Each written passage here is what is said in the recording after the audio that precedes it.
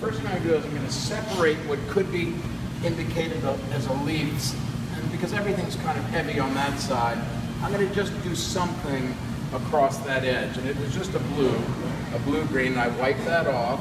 And then on top of that, I'll start by taking a little bit of my lemon into, my yellow into my gray. And then I'll come on top of that with a stem of some kind. Let's see, have it come out of here. And this is just working wet on wet. So I'm beginning to, there's a wet black, and on top of that I'm putting that wet blue, and then on top of that I'm putting this wet kind of a stem color, which is kind of a yellow-green, and that's going to let me mix it with that blue, I guess. Just hint at it down here.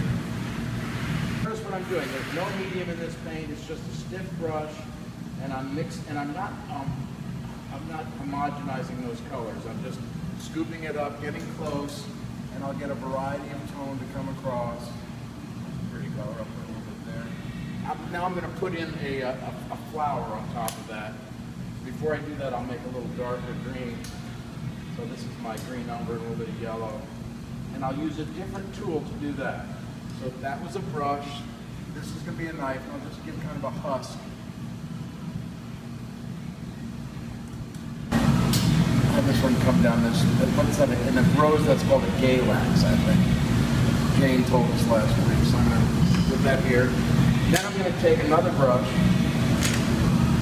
and I mixed up these reds.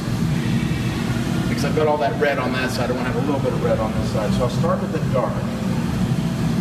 And I'll just shape in front of this where an interesting flower shape. And I'm not thinking, how do I say this? I don't really know much. I mean, I plant, I dig in the garden, I know perennials, but I'm not painting flowers. I'm using flowers as an excuse to put down color. I'm not even looking over there.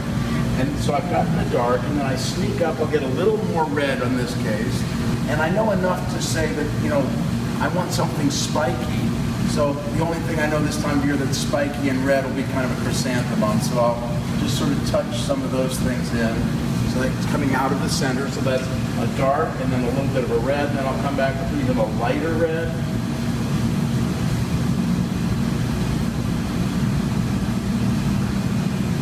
Same brush, and I'll look at that and sort of get some spike references, and maybe even a little push.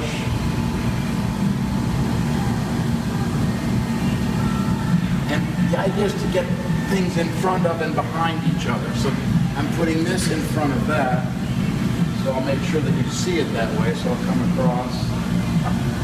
So I'm scooping the paint up, I'll flip the brush over and just put a little touch. So we're seeing this in front of that.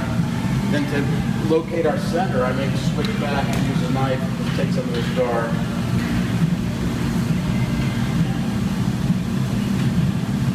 So now, I've set myself up. I had a black underneath there. I came back with blue, came back with the stem, came back with the dark green, came back with 3 different reds.